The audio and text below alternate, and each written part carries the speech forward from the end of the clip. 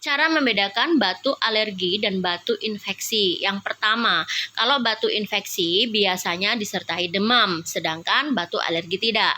Yang kedua, dilihat dari waktu dan tempatnya anak-anak batu. Kalau batunya terus-menerus, biasanya batu infeksi.